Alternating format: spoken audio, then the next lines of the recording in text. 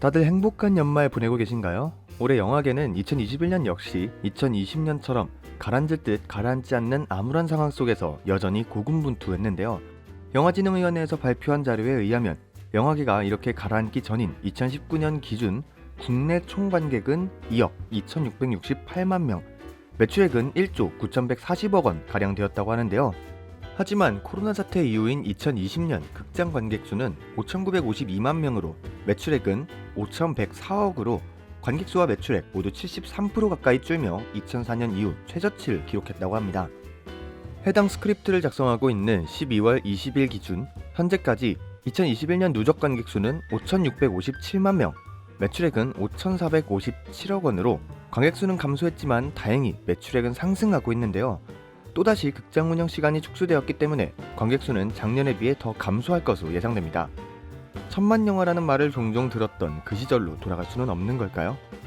부디 내년 이맘때 업로드될 연말 결산 영상에서는 조금 더 상황이 좋아진 한국 영화계를 기원하며 저희 영화등대 채널에서 준비한 2021년 한국 독립영화 결산 영상 시작해보도록 할 예정인데요. 작년엔 우리가 놓쳐선 안 될 극영화 7작품 그리고 다큐멘터리 작품 7작품 총 2개의 영상으로 찾아뵀었는데 이번엔 제가 극장에서 관람은 했지만 스케줄 혹은 개인적인 이유로 차마 리뷰 영상을 제작하지 못했던 좋은 작품들을 소개해드리는 영상을 추가해 상, 중, 하 총 3편으로 나누어 준비해보았습니다. 선정기간은 2021년 1월 1일 이후 개봉하여 2021년 12월 20일까지 극장에서 상영되었던 국내 독립영화를 기준으로 선정하였으며 선정 순서가 작품의 작품성 혹은 관객 수를 기준으로 선정된 것이 아님을 알려드립니다. 그럼 영화등대 자체 선정, 리뷰하지 못한 국내 독립영화편 영상 바로 시작할 텐데요. 영상 본격적으로 시작되기 전에 구독과 좋아요 한 번씩 눌러주시면 감사하겠습니다. 그럼 바로 시작합니다. 태호, 너한텐 자유가 뭐니? 새로 촬영에 들어간 영화를 위해 벨기에에 머무르던 배우 유태우. 하지만 공교롭게도 갑작스럽게 맞이한 팬데믹 선포로 인해 낯선 벨기에 앤트워프의 호텔에 고립되게 되면서 자신만이 가지고 있던 영화라는 감수성을 기록하기 시작합니다. 15일 동안 감독 유태우, 배우 유태우, 인터뷰어 유태우, 인터뷰이 유태우를 오가며 그가 기록한 그만의 멜랑꼴리는 과연 무엇일까요? 그에게 있어서 영화는 어떤 존재일까요?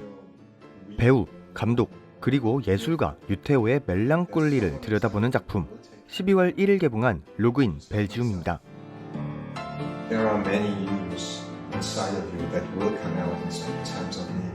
작품 로그인 벨지움은 저희가 알고 있는 배우 유태우라는 인물이 자신이 생각하고 있는 좋은 배우와 연기를 하게 된 스스로에 대한 솔직한 생각 그리고 어떻게 하면 더 나은 예술을 할 수 있을까에 대한 고민이 담긴 다큐멘터리 작품인데요. 그 감수성, 각본, 촬영, 음악, 출연의 편집까지 직접 하며 자신의 고찰과 고민을 기록한 한편의 브이로그 같은 작품입니다. 그 안에는 유태우라는 사람이 보여주는 독특한 감성의 유머와 팬들을 향한 고마움, 그리고 배우로서 자신이 걸어가고 싶은 방향을 함께 보여주기 때문에 우리가 몰랐던 유태우라는 예술가의 깊이와 인간적인 면모를 함께 볼 수 있어서 꽤나 인상 깊었는데요. 다큐멘터리로서 인상 깊은 작품이라고 말씀드리기는 다소 어렵지만 65분이라는 런닝타임 동안 처음부터 끝까지 유태우라는 인물을 비추기 때문에 팬분들이시라면 그리고 자신만의 우울함을 어떻게 다뤄야 할지 고민이신 분들이라면 추천드릴 수 있을 것 같습니다. 해당 작품은 현재 극장에서 상영 중인데요. 후에 VOD 서비스를 시작하면 댓글란을 통해서 다시 한번 알려드리도록 하겠습니다. 나의 아름다운 멜랑꼴리를 기록하다. 로그인 벨지움이었습니다. Whenever you feel weak or lonely or fearful, there's someone inside of you who will take care of you, just like myself. 이남길 씨가 중앙선을 넘을 이유가 뭔데? 제 남편은 이유가 있어서 넘었어요.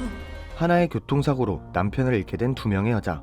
희주의 남편은 죽었고 영남의 남편 역시 2년째 의식불명인 상태.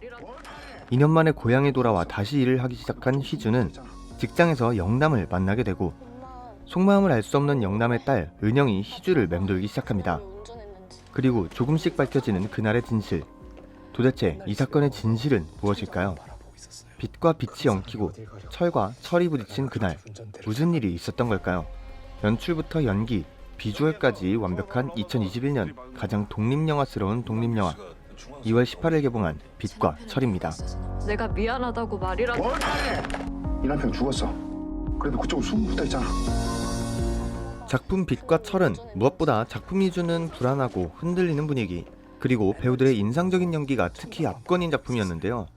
김시은 배우는 남편을 잃고 이 사건에서 자신의 남편에게 아무런 잘못이 없음을 반드시 밝혀내고 싶어하는 희주를, 그리고 염일한 배우는 2년째 의식불명인 남편과 딸을 위해 고단한 삶을 버텨내면서도 지금의 상황에 커다란 변화를 가져오려 하는 희주를 어떻게든 막아내려 하는 영남 역을 맡았으며, 벌새에서 이미 수준급의 연기를 보여준 박지우 배우는 교통사고의 비밀을 품고 의도적으로 희주에게 접근하는 영남의 딸 은영을 연기하여 작품의 미스터리하고 어딘가 가라앉고 차가운 분위기를 한층 더 깊게 만들어주었는데요.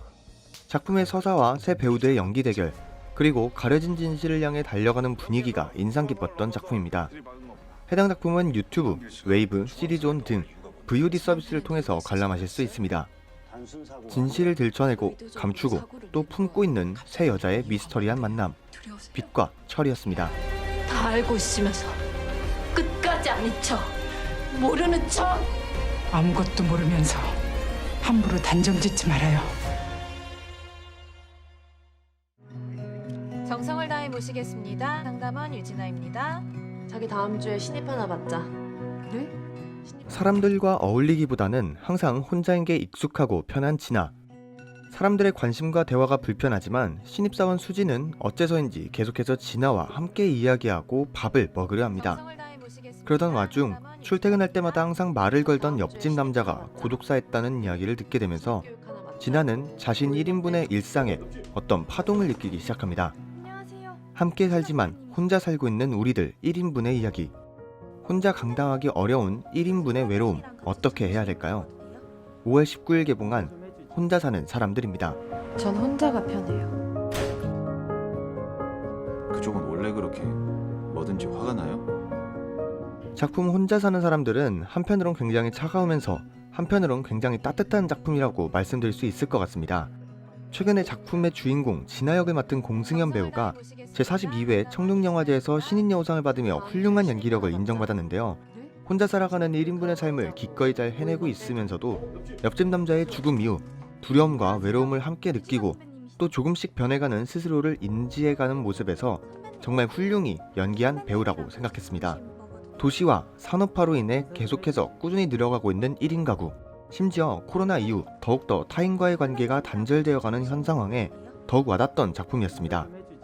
우리는 정말 1인분의 외로움만 짊어지고 있는 걸까요? 혼자가 편해. 작품의 제목이 혼자 사는 사람이 아닌 혼자 사는 사람들인 것처럼 이 문제는 누구 한 명의 문제가 아니라 우리 모두의 문제이지는 않을까요?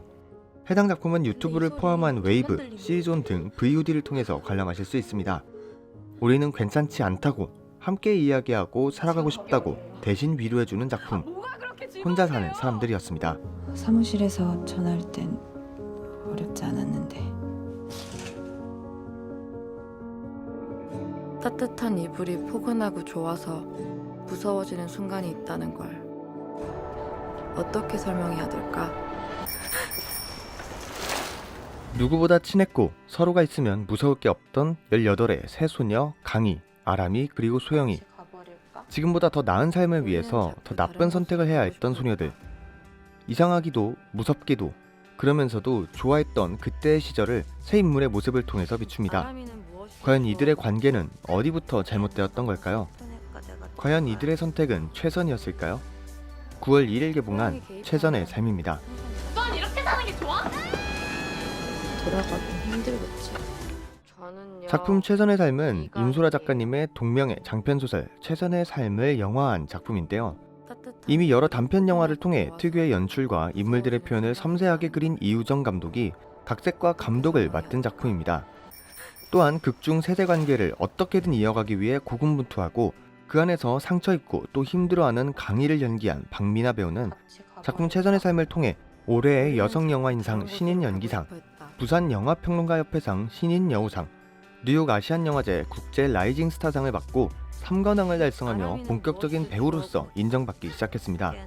애초에 작품 자체가 굉장히 인물들의 심리 묘사가 뛰어났을 뿐만 아니라 색채, 연출, 드라마, 미술, 음악까지 훌륭했기 때문에 배우들뿐만 아니라 작품 자체가 굉장히 큰 호응을 이끌어낸 것으로 보입니다. 해당 작품은 유튜브를 포함한 웨이브, 왓챠 등 VOD 서비스를 통해서 관람하실 수 있습니다. 최선의 삶을 위해 기꺼이 나쁜 선택을 한 그 시절의 우리들. 영화 최선의 삶이었습니다. 더 나아지기 위해서 우리는 기꺼이 더 나빠졌다. 그게 우리의 최선이었다. 뭐 이것저것 고칠 데가 많겠어요. 살면서 그냥 뭐 하나하나 고쳐봐야지. 성실하게 일하며 행복한 미래를 꿈꾸는 정원과 상우 부부. 그들을 지켜주는 이모와 이모부, 그리고 동생까지. 그렇게 행복하게 이사를 준비하던 정원에게 한 통의 전화가 걸려옵니다. 그리고 그 전화는 정원의 잊고 싶던 아픈 기억을 다시 떠올리게 하고 누구보다 평화롭고 잔잔하던 가족의 일상이 흔들리기 시작합니다. 그 전화로 인해 정원은 잊고 있던 상처와 아픔을 다시 마주하게 되고 그 기억을 가족들에게 공유하기가 어렵기만 한데요. 과연 정원과 상우는 이 힘든 시기를 함께 극복하고 다시 행복한 일상을 되찾을 수 있을까요? 아픔을 가진 누군가를 끌어안아주며 위로해주는 영화 4월 8일 개봉한 비밀의 정원입니다. 우리 그런 거 말고 다른 얘기 해야 되지 않을까? 작품 비밀의 정원은 제가 2020년 제2회 평창영화제 관객심사단으로 참여했을 때 처음 보았던 작품인데요. 박선주 감독님의 단편영화 미열을 장편영화로 만들어 같은 감독님, 같은 배우분들이 같은 역할을 맡아서 더욱 좋았던 작품이었습니다. 개인적으로 미열과 비밀의 정원 모두 관람했던 팬으로서 두 작품 모두 같은 내용을 담고 있지만 비밀의 정원은 정원에서 나아가 다른 인물들의 시선까지 함께 배려를 하며 위로를 건네는 듯한 기분이 들어서 더욱 좋았는데요. 남편도, 아내도, 이모도, 동생도 처음이기에 아직은 서툴지만 서로를 사랑하고 또 아끼는 모습을 통해 이들이 정말 가족이구나를 느끼게 해주는 따뜻한 영화구나라는 생각이 들어서 특히 추천드리고 싶은 작품이었습니다. 정말 괜찮은지 눈을 마주보고 건네는 따뜻한 위로 같은 작품 비밀의 정원은 유튜브를 포함한 웨이브, 티빙 등 VOD 서비스를 통해서 만나보실 수 있습니다. 정원아,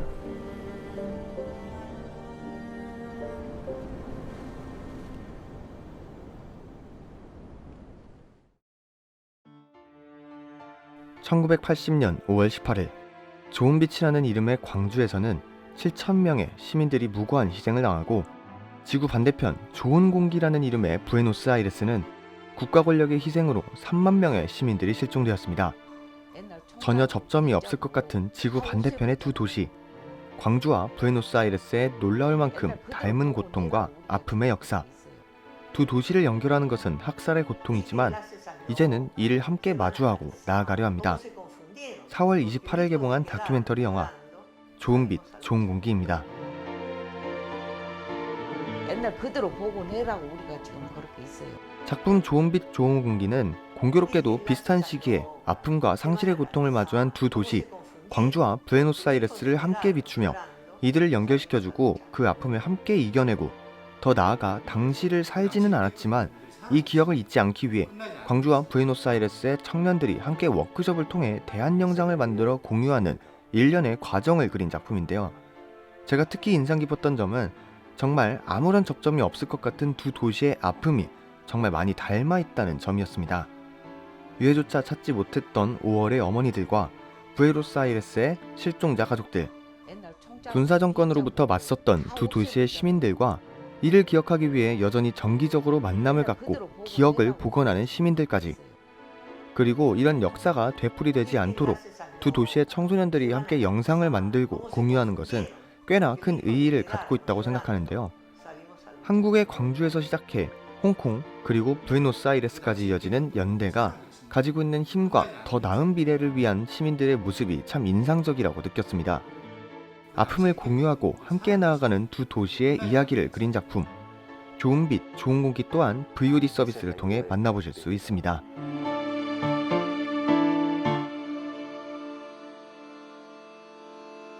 점프해봐 대시가. 제발. 야, 한국 나이로 29이다. 우리가 세상을 바꿀 건데 왜 아무도 그걸 모르냐? 29살의 프로그램 개발자 미래. 모든 청년들이 그렇듯 불확실한 미래지만 호기롭게 도전하고 살아가는 게 꿈인 미래는 수치인 줄로만 알았던 자신이 임신 10주 차라는 사실을 알게 됩니다. 약 10주가량 된 거로 보이네요. 너무도 갑작스럽게 찾아온 혼란. 미래가 걱정하고 고민하고 도망치고 싶어하는 사이에도 시간은 계속해서 흘러가고 가족도 남자친구도 회사도 그리고 법까지도 도무지 미래가 안심할 수 있을 만한 해답을 제시해주지 않는데요. 과연 미래의 10개월은 어떻게 되는 걸까요? 10월 14일 개봉한 영화 10개월의 미래입니다. 너 그냥 원래 계약 기간까지만 일하는 걸로 하자. 마지막으로 제가 선정한 작품은 바로 10개월의 미래인데요. 작품은 한국 사회를 살아가는 청춘이라면, 특히 여성이라면 더욱더 와닿는 부분이 많았을 거라 생각이 됩니다. 분명 코믹함과 드라마적인 요소를 많이 가지고 있지만 오늘날 한국 사회에서 임신한 여성을 보호해줄 수 있는 제도적인 장치가 여전히 많이 부족한 것을 날카롭게 꼬집으면서도 한국의 모든 미래들을 위해 목소리를 내주고 또 위로해주는 작품의 태도가 정말 훌륭하다고 생각되었기 때문입니다. 특히 제가 이 작품을 선정했던 가장 큰 이유는 작품의 복합적인 장르 때문이었습니다. 연기야 말할 것도 없이 훌륭하고 캐릭터들은 전부 개성도 뚜렷할 뿐만 아니라 연출도 힙해서 한편으론 이옥섭 감독님의 매기를 본 듯한 기분도 들었는데요.